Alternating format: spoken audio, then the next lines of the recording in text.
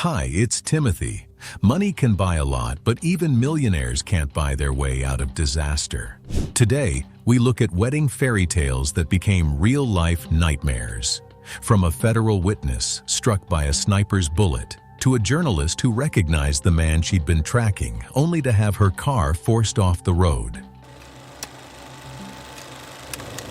It was June 14, 2016. Just outside Charlottesville, Virginia, a sprawling private estate stretched across 40 acres of manicured grounds. By 7:30 that evening, nearly 280 guests filled 34 tables beneath a large open-sided reception tent, while others gathered along the edges of the celebration, enjoying the warm summer night. John Richardson Jr. was 43 years old and worked as a financial compliance consultant in Richmond. He wasn't especially close to the bride or groom. He was attending as a +1, invited by a colleague who knew the groom through work. For most of the evening, he sat near the outer edge of the reception tent, chatting with other guests and enjoying the celebration. What almost nobody there knew was that 3 months earlier, Richardson had quietly testified in a closed federal financial misconduct hearing. It wasn't the kind of case that made headlines, and the details never became public. He hadn't mentioned it to friends, family, or even the woman he arrived with.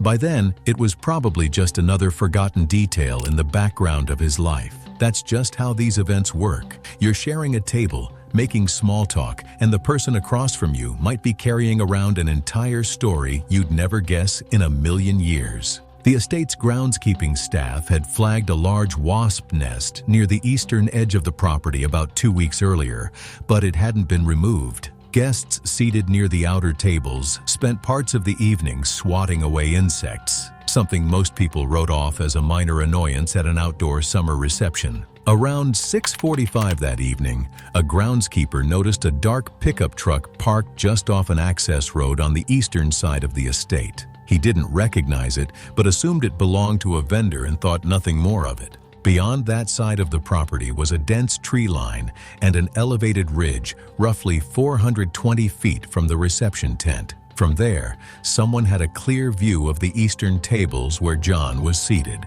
At 8:47 p.m., the best man was in the middle of his toast. A single shot rang out from the trees. Richardson was struck in the upper chest and collapsed onto the table almost instantly. Chairs scraped across the ground as people stood up and turned toward his table. Then a second shot came from the tree line. It tore through a floral centerpiece 2 tables away. That's when the panic started. Guests dropped to the ground, overturned chairs trying to get out of the line of fire, or ran toward the main estate building. The terrifying part was that nobody knew where the shooter was. The reception tent was completely open on all sides. There was nowhere to hide and no way of knowing where the next shot might land.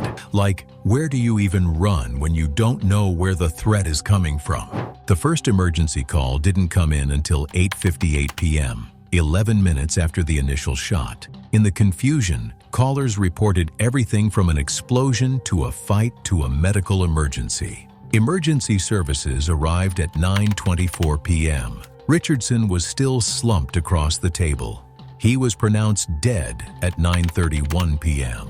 The medical examiner later determined that a single bullet had entered his upper chest, perforated his right lung, and severed a major blood vessel. Even with immediate medical intervention, his chances of survival would have been extremely slim. He likely had only minutes. The following morning, investigators recovered 2 shell casings from the ridge overlooking the reception. Compressed vegetation and partially cleared brush suggested someone had spent time preparing the position beforehand. The weapon was never recovered, and the pickup truck seen near the service road was gone. In Richardson's hotel room, investigators found his sealed testimony documents along with a printed copy of the wedding itinerary that did not belong to him. Because Richardson had recently testified in an active federal case, federal authorities joined the investigation. Detectives explored the possibility of witness retaliation, but no suspect was ever charged. The evidence was insufficient for prosecution, and the case remains open. A sniper needs one thing above everything else: the right target. At a reception in rural Connecticut, someone got that completely wrong, and a man named Dustin paid for it with his life. It was September 27, 2014. By 9 that evening, around 190 guests filled the ballroom and adjoining lounge areas of a secluded luxury estate in rural Connecticut. The reception had been underway for hours, and with the music loud and drinks flowing, few people were paying much attention to who was coming and going. Dustin Talmadge was 38 years old and worked in logistics management for a distribution company in Hartford. He knew the groom through a mutual friend and was the kind of guest who blended easily into the background. Dressed in a dark navy suit, he spent much of the evening near the back of the ballroom, chatting occasionally and keeping mostly to himself. Somewhere in that room was a man who hadn't come to celebrate.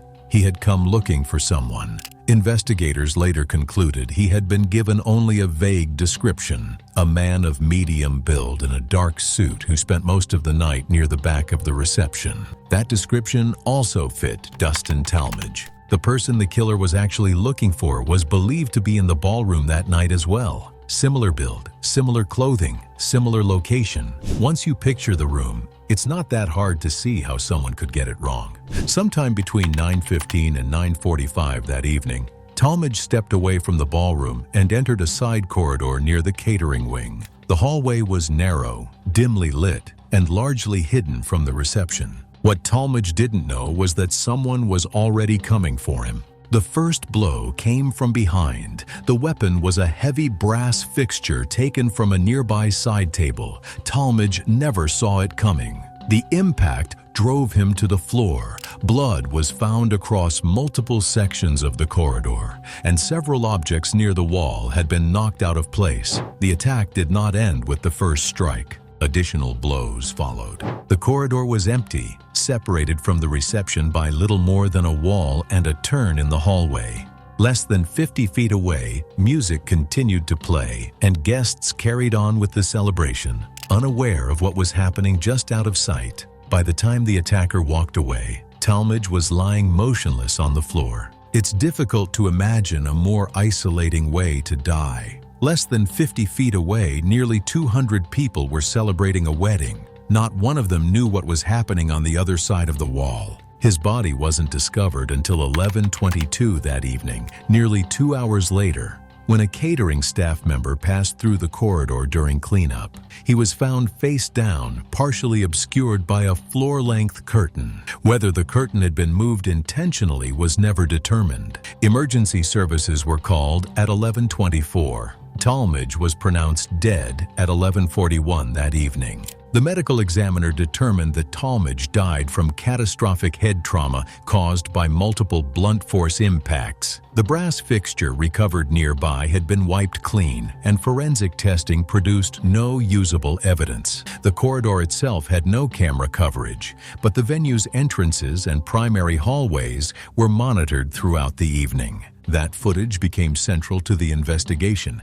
Detectives identified a man who had entered the venue under a name that could not be linked to any legitimate guest. Security footage later captured him leaving the estate at 9:52 that evening, within the window in which Talmadge was attacked. Phone records placed him near the property that night, and financial records later connected him to individuals with a known interest in locating another guest believed to have been the intended target. 14 months after Talmadge's death, he was arrested and charged with first-degree murder. Prosecutors argued that Talmadge had been killed after being mistaken for someone else at the reception.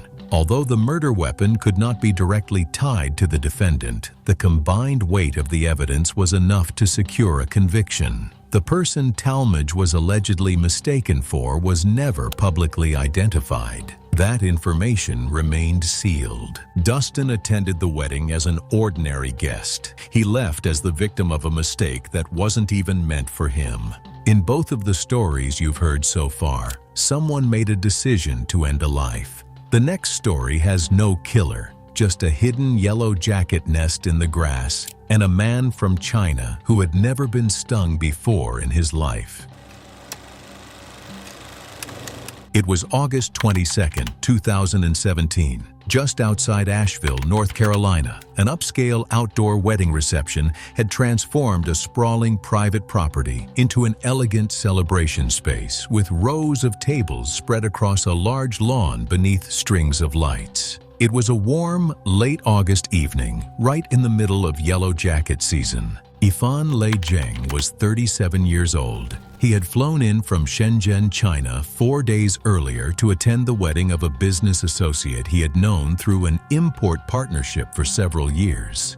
It was his second trip to the United States. He spoke functional English, knew a handful of guests through the groom's professional circle, and had spent the days before the wedding exploring Asheville. There's something relatable about that kind of trip. A few days of sightseeing, a wedding, and then back home. Or at least, that's what Zheng expected.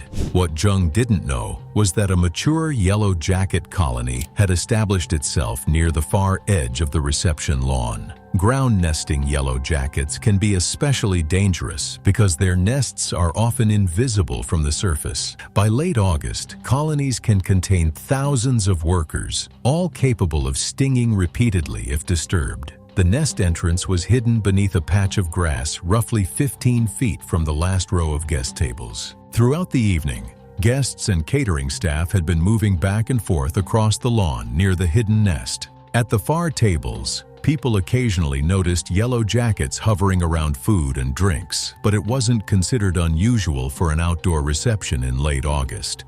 Earlier in the evening, Zheng had casually waved one away from his plate and gone back to eating. At 8:34 that evening, Zheng stepped away from his table and walked toward the edge of the lawn to take a photograph of the estate. In doing so, he unknowingly wandered close to the hidden nest. The response was immediate. Yellow jackets began pouring out of the hidden nest and swarming toward Zheng. Within seconds, he was stung multiple times, on the neck, the left forearm, and behind the right ear. He reacted the way most people would, swatting at the insects and moving away from the area. He returned to the reception, told the guests he was fine, and sat back down.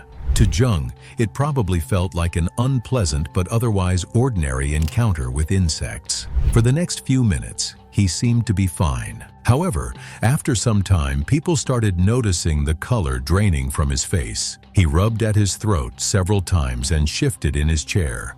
At first, the people around him assumed he was reacting to the stings. Then they noticed he was having trouble breathing. His voice sounded different, strained. He tried to answer a question from a guest beside him, but struggled to get the words out. Within moments, his condition deteriorated rapidly. Some thought he was choking. Others rushed over to help, but nobody understood what was happening. No one at the reception had epinephrine, and the venue did not keep any on site. The emergency call was placed at 8:40. Responders arrived at 9:04. By then, Zheng's airway had already swollen shut.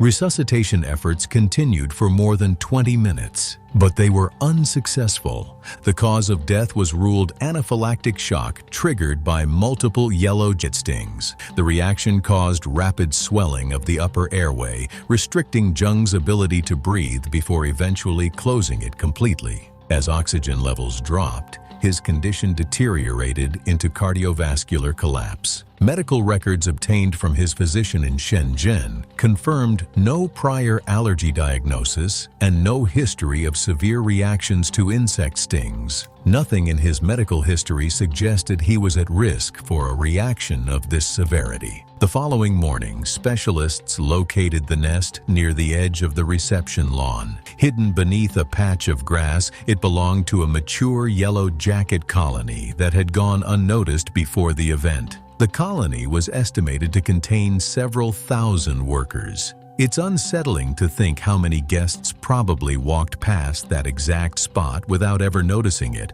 or how easily it could have been someone else. The death was ruled accidental. No negligence finding was made against the estate. 3 stories in, and every single one has happened outdoors or in a private room. This next one happened in a crowded banquet hall in western Pennsylvania, and it started with a fire that had nothing to do with the wedding at all. It was December 7th, 2013. In western Pennsylvania, a converted textile building had been transformed into an elegant wedding venue on a cold December evening. Most of the guests were gathered inside the ground floor banquet hall, with little reason to step out into the cold. Felicity Welling was 41 years old and worked as an administrative coordinator for a property management company in Pittsburgh. She had driven in with her husband for the wedding and knew the bride from a former workplace. The two had stayed in touch over the years, despite changing jobs and moving on with their lives. Felicity had been looking forward to the reception. It was supposed to be a night of celebration, nothing more. By 9:30 that evening, roughly 310 guests were packed into a space rated for 240. The main entrance had become congested, and the rear exit corridor was partially blocked by catering equipment and supply crates. A fire safety inspection had been conducted 6 weeks earlier, before any of it was moved in. Earlier that evening, a man entered through the rear service entrance. He wasn't a guest or staff member. His target was a room on the second floor that he knew would be empty during the reception. To create a distraction, he poured a small amount of lighter fluid onto boxes stacked in the rear storage corridor and set them alight. The fire was never supposed to spread, but it did. The accelerant caught at 9:41. At first, the fire remained confined to the rear storage corridor. Staff near the catering area noticed the smell of smoke, but some assumed it was a kitchen issue while others went to investigate. By 9:46, smoke was pushing through the catering door into the main hall. A staff member near the kitchen spotted smoke entering the hall and alerted the rest of the team. What followed was not an organized evacuation. The movement toward the front doors spread through the room within seconds. The rear exit was already impassable, with equipment on one side and fire on the other. With the rear exit cut off, everyone headed for the front doors. The compression happened fast. The crowd near the entrance became so tightly packed that people at the back were pushing into people who had nowhere to go. Felicity Welling was caught in that wave roughly 12 feet from the front doors. Her husband was slightly ahead of her. At some point, the crowd split them apart. Her husband reached the exit while Felicity became trapped behind him. By then, moving with the crowd was no longer a choice. The pressure around her continued to build.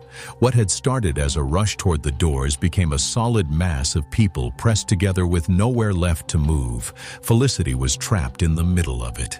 At first, it was difficult to move. Then it became difficult to breathe. Each surge from behind tightened the crush around her until there was no room left to turn, step away, or even draw a full breath. Somewhere ahead of her, her husband had already been carried toward the exit. Her breathing became shallow, then increasingly difficult. The pressure never let up long enough for her lungs to fully expand.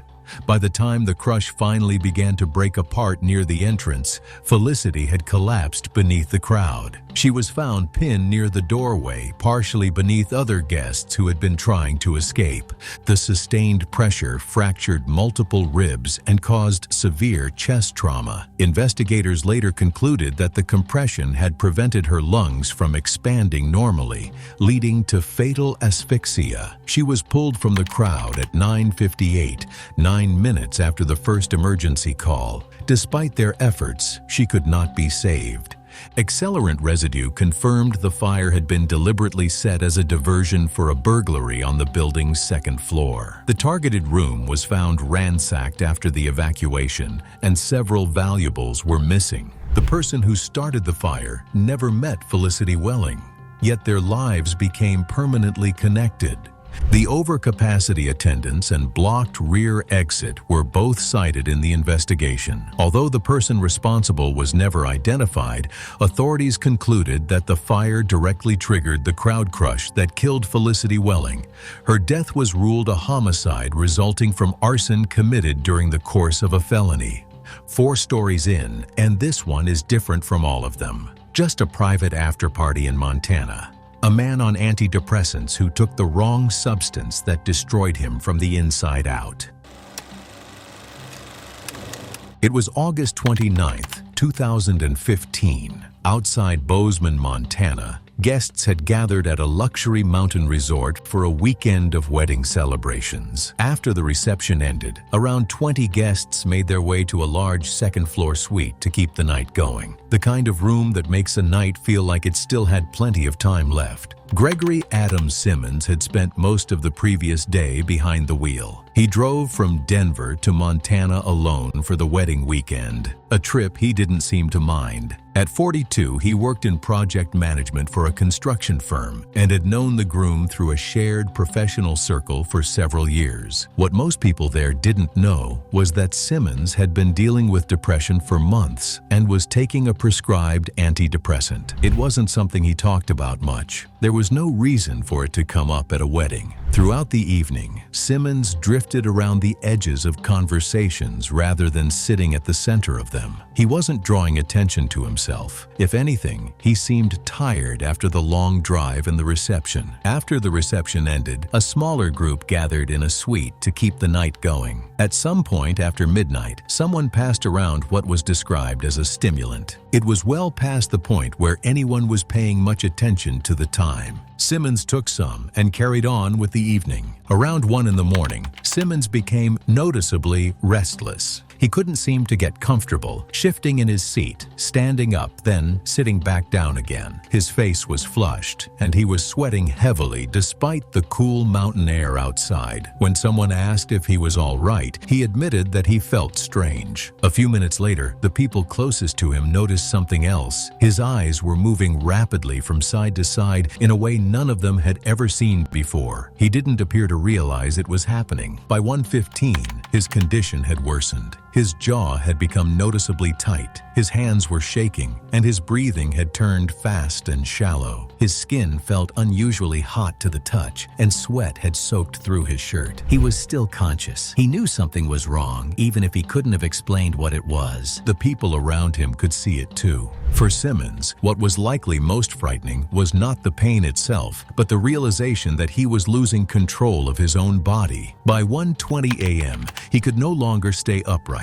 He slid from his chair onto the floor. The shaking had spread through his entire body. His arms, legs, and torso were jerking uncontrollably, with no coordination and no sign that he could stop it. People rushed to his side while someone else called emergency services at 1:22. Within minutes, he began seizing. His body alternated between rigid muscle contractions and violent convulsions. During one of them, his head struck the floor before a guest managed to support it. Not long afterward, his heart rhythm became unstable. By the time first responders arrived, his body temperature had reached 104.8 degrees Fahrenheit. He was no longer responsive. Responders reached the resort at 1:47, 25 minutes after the call was placed. Gregory Adam Simmons was pronounced dead at 2:09 that morning. The cause of death was serotonin syndrome. Investigators determined that the combination of a prescribed SSRI and the stimulant he had taken triggered a severe reaction that rapidly overwhelmed his nervous system. His temperature peaked at 106.2 degrees Fahrenheit, and the resulting seizures, hyperthermia, and cardiovascular collapse proved fatal. Toxicology confirmed both substances in his system, and his physician verified the active prescription. The stimulant was identified through testing, but investigators were never able to determine who had supplied it. No criminal charges were filed, and the death was ruled accidental. The people who had been in that suite were interviewed over the following weeks. None were charged. Most had spent the final hour of that night watching a medical emergency unfold without fully understanding what they were seeing. Like so many private struggles, Gregory's was largely invisible to the people around him until it intersected with something far more dangerous. Every person in this episode died because of where they were that night. The last one died because of what she saw. A man at the reception living under a false identity and a phone call she made on her way out.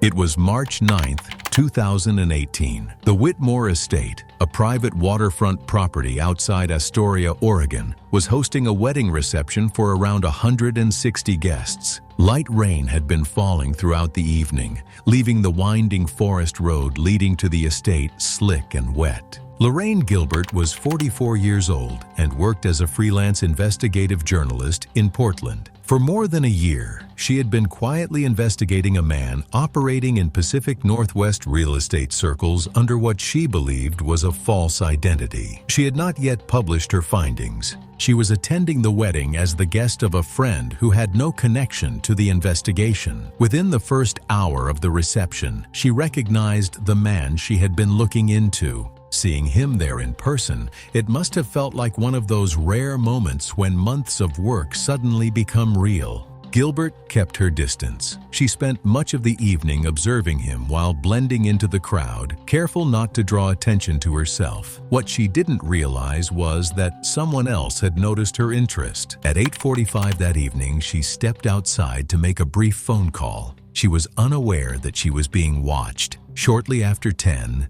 Gilbert collected her belongings, said goodbye to her friend, and left the estate. A few minutes later, while driving through the forested access road leading back to the highway, she began recording a voice memo. In it, she identified the man she had recognized at the reception. The recording ended abruptly before she could finish. A vehicle had left the estate behind her, roughly 6 miles from the venue, at a sharp curve along the rain-slick road. The following vehicle closed the distance and struck the rear left side of her car. The impact was deliberate. A strike to the rear left side of Gilbert's car sent it across the center line. On a dry road, she might have recovered, but on a rain-slick curve, the odds were against her. The vehicle left the roadway and went over the embankment. It rolled multiple times down the slope before coming to rest against a stand of trees roughly 40 feet below. The repeated impacts left the vehicle heavily damaged. The engine had died. The lights were out. From the road above, there was almost nothing to suggest a vehicle had just disappeared into the darkness. The rain washed over the scene for hours. The car sat there for the rest of the night. Through the dark, through the early morning hours when the reception had long since ended, and the guests had gone back to wherever they came from. It wasn't until 6:14 the following morning that a passing driver noticed fresh tire marks and broken guardrail material at the curve's edge and stopped. Emergency services reached the vehicle at 6:41. Lorraine Gilbert was deceased. She had been at the bottom of that ravine for approximately 8 hours. The medical examiner determined that Gilbert died from multiple traumatic injuries sustained during the rollover, including a fractured sternum, a ruptured spleen, and severe head trauma. Time of death was estimated between 10:15 and 10:45 that evening. Her phone was recovered from the wreckage the following morning. Despite the damage, the voice memo she had been recording remained intact. As investigators worked through the scene, the evidence pointed away from an accident. Paint embedded in the damaged rear quarter panel matched a second vehicle, and reconstruction specialists concluded that Gilbert's car had been deliberately struck from behind and forced off the road. What initially appeared to be a single vehicle crash was ultimately ruled a homicide. Despite extensive investigation, the driver of the second vehicle was never identified and no arrests were made. The man named in Gilbert's voice memo was interviewed and released due to insufficient evidence. Lorraine Gilbert's 14 months of work, whatever she had built, whatever she had found, was never published. For 14 months, Lorraine Gilbert followed someone else's story. She never got to finish her own.